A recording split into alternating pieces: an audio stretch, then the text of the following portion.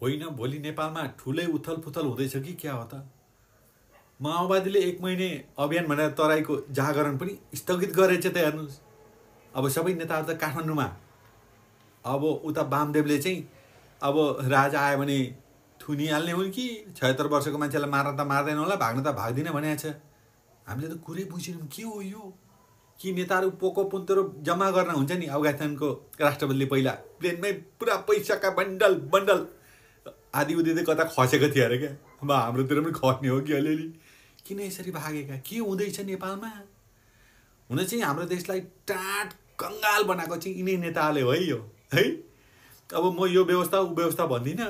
मेरो विचारमा त सैनिक शासन आएर यी भ्रष्टहरू जतिलाई जति छन् नेपालमा, नेपाल आमालाई रहने, नेपाली जनतालाई रहनेलाई चाहिँ नि कठघरामा ल्याएर उनीहरूको सम्पत्ति जति सबै राष्ट्रियकरण नगरेसम्म यो देश बन्दैन। अब सबै नेताहरूले नै बिगारेको है यो देश चाहिँ।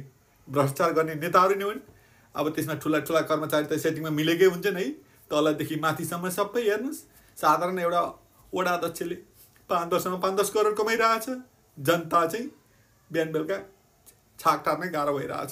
सत्य चाहिँ यही हो है। अब जनताले बुझौँ है, आफ्नो आफ्नो विचारतिर कुदौँ।